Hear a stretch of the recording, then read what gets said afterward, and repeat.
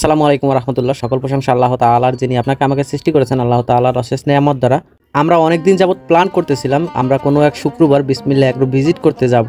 তো এই বিষয়টা নিয়ে আমি আমার আশেপাশে ছোট ভাই ব্রাদার যারা আছে তাদের সাথে শেয়ার করি, এসিআই গোদরেজ ফিড কোম্পানির সাথেও শেয়ার করি বিষয়টা। কারণ সাহিব ভাই বিসমিল্লাহ এগ্রোর যিনি কর্ণধর আছে, তিনি এসিআই এর মিটমোর ফিডটি সবসময় ব্যবহার করে থাকে, যার কারণে আমরা চাইছিলাম যে কোম্পানির যত লোকজন আছে তাদেরকে নিয়ে একসাথে আমরা ওইখানে যাব।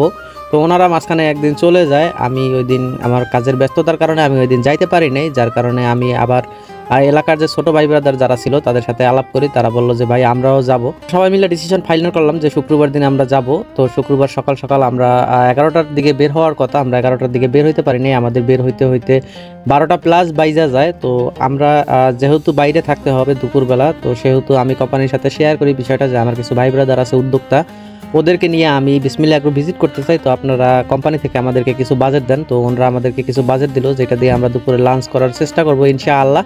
তো আমরা রওনা দিয়ে দিই বাসাইল থেকে রওনা দেওয়ার পরে আমরা মূলত পীরের বাড়ি হয়ে ওইখান দিয়ে ভাঙ্গারহাট হয়ে কালীগঞ্জ হয়ে ওই দিক দিয়ে যাব। তো এর মধ্যে আমরা যখন শশীকর সায়েন্স কলেজের সামনে আসলাম, তখন দেখলাম যে এখানে 50 বছর পূর্তি উপলক্ষে তাদের পূর্ণমিলনী প্রোগ্রাম চলতেছে। তো এখানে কিছু ভাই ব্রাদার ছিল, তাদের সাথে আমরা একটু দেখা করলাম। দেখা করার পরে আমরা রওনা দিয়ে দিলাম। কিন্তু রওনা দেওয়ার পরে কতক্ষণ চলার পরেই আমাদের আলিরাজ যে আছে, ও একটা টিভিএস গাড়ি চালায়। তো ওর পিছনে 3 জন ওঠার কারণে ওর এক গিয়ারে যখন টান মারে তখন সামনের চাকা জেগে যায় এবং সাইডে কাত হয়ে পড়ে যায়, 3 জনই পড়ে যায়। ওর যে ব্রেক প্যাডটা আছে, পা ব্রেকের ব্রেক প্যাডটা একেবারে বাঁকা হয়ে যায়, যার কারণে চলতে পারতেছিল না। তারপরে আমরা পীরের বাড়ি আসি। পীরের বাড়ি আসার পরে ওই কাজটুকু আমরা সম্পূর্ণ করে নিই। পরে আল্লাহর নাম নিয়ে আমরা সামনের দিকে আস্তে আস্তে চলতে থাকি। যে আমাদের প্ল্যান ছিল আমরা ওইখান থেকে সামনে যে মসজিদটা বাসবে সেই মসজিদে আমরা নামাজ পড়ে নিব। তো আমাদের দুর্ভাগ্যজনক আমরা চলতে আমাদের সামনে একটাও মসজিদ আমরা পাই নাই। ওই রোডে যে মসজিদ নাই সেটা আসলে আমরা কখনো কল্পনা করতে পারি নাই। আমি মনে করছিলাম যে ওইদিকে হয়তোবা মসজিদ থাকতে পারে, কিন্তু যে একেবারে নাই সেটা আমি বুঝতে পারি নাই। আমরা মূলত এই চিপা রাস্তাটা দিয়ে যাওয়ার কারণ একটাই, যে সকলের কাছে ড্রাইভিং লাইসেন্স নাই। আমরা যদি মেইন রাস্তা দিয়ে যাই তাহলে পুলিশে যদি আমাদেরকে ধরে তাহলে আমরা একটা হয়রানির শিকার হবো, আমরা টাইম মতো এখানে পৌঁছাতে পারবো না।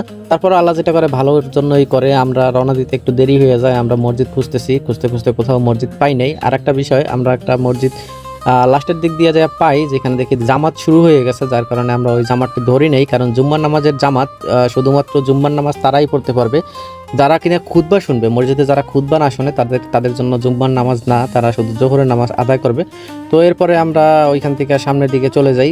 যাইতে যাইতে সবার সাথে কথা হয় যে এখন তো আমরা নামাজ পাইনি, এখন কি করা যায়, আমরা লাঞ্চটা করে তারপরে ওনার বাসায় যাব। এর মধ্যে আমরা মোটামুটি একটা রাস্তা ভুল করি, যে কালীগঞ্জ থেকে আমাদের বামে যাওয়া লাগতো। আমরা যদি সিংহা সাতপার হয়ে মুকসেদপুর যেতাম তাহলে আমাদের জন্য সহজ হইতো, কিন্তু আমরা আসলে ওইটা রাস্তাটা চিনতে পারিনি, যার কারণে আমাদের ভুল হয়ে গেছে। তো আমরা ওইখান থেকে ডানে আইসা পড়ি।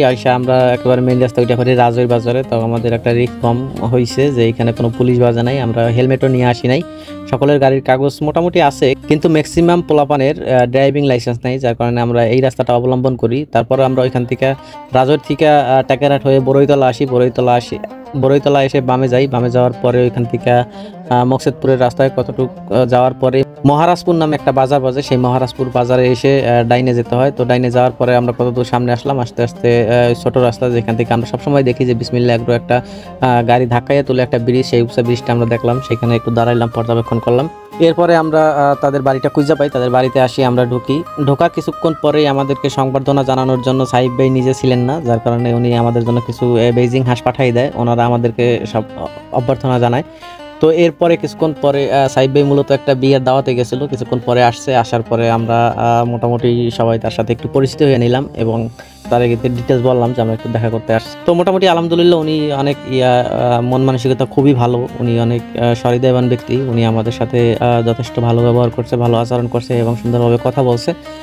আমরাও তাদের সাথে একটু পার্সোনাল কথা বললাম। আমি মূলত কোম্পানির বিষয়ে তার সাথে একটু কথা বলতে চাইলাম, যে মিটমোটটা সম্পর্কে তার সাথে একটু কথা বললাম। উনি মোটামুটি আলহামদুলিল্লাহ খুবই ভালো রেজাল্ট দিচ্ছে। যারা ফ্যাটেনিং গরু করে তাদের জন্য মিটমোট কার্যকরী সুষম খাদ্য বলা যায়, কারণ সবাই সুষম খাদ্যর দিক থেকে মানুষ আটকা পড়ে যায় বাংলাদেশে। আমাদের অঞ্চলে মূলত ঘাসের সাপোর্ট পাওয়া যায় না, যার কারণে সুষম খাবারটা আমরা যদি সামনে না দিই তাহলে ওর যে প্রোটিনের যে ঘাটতি আছে সেই ঘাটতিটা থেকে যায়। ঘাটতি থাকার কারণে ওদের অনেক ধরনের প্রবলেম হয়ে থাকে। তো আলহামদুলিল্লাহ উনি আমাদেরকে অনেকক্ষণ সময় দিলেন। তারপরে আমরা চিন্তা করলাম যে আমরা এখন চলে যাব। আর লাঞ্চটা আমরা দুপুরের লাঞ্চটা আমরা কোনো একটা হাই রেস্টুরেন্টে করবো ইনশাআল্লাহ। তো আমরা ভাইয়ের কাছ থেকে বিদায় নেই, বিদায় নেওয়ার পরে আমরা সামনে আসি। সামনে আসার পরে টেকেরহাট এবং রাজুরের মাঝামাঝি অবস্থায় যে জমজম হোটেল এবং লাম্মিম হোটেল আছে, তো আমরা ওইখানে লাম্মিম হোটেলে যাই। লাম্মিম হোটেলে যাওয়ার পরে আমরা ওইখানে খাওয়া দাওয়া করি, দুপুরের লাঞ্চ করি, তারপরে সকলে মিলে বাসার দিকে ব্যাক করি। আমরা ওইখানে মূলত গেছিলাম আমাদের দেখার একটা শখ ছিল যে অনেক দিন যাবত, প্রায় 3-4 বছর যাবত সাইব ভাইয়ের ভিডিও আমি দেখতেছি বেসিক্যালি।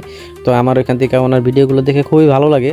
আর খামার সংক্রান্ত বিষয়ে কিছু তথ্য সংগ্রহ করার জন্য গেছিলাম। মূলত ওইভাবে ওনার খামারে ভিজিট করতে পারিনি। ওনার খামারটা তখন মানে এখন ওনার খামারটা মোটামুটিভাবে বাড়ির থেকে ট্রান্সফার করে একটু দূরের দিকে নিয়ে যেতেছে, যেহেতু সন্ধ্যা হয়ে গেছে। এর মধ্যে আমরা ওনার খামারে যাইতে পারি নাই। তো মোটামুটি ওনার সাথে কথা হয়েছে, আলহামদুলিল্লাহ খুবই ভালো লাগলো। তো আপনারা যারা যাইতে চান তারাও যাইতে পারেন সাইব ভাইয়ের এগ্রোতে। উনি মূলত অনলাইনে সোশ্যাল মিডিয়ায় অনেক ভাইরাল। তো সকলে ভালো থাকবেন, আমাদের কার্যক্রমের জন্য দোয়া করবেন। আসসালামু আলাইকুম রহমতুল্লাহ।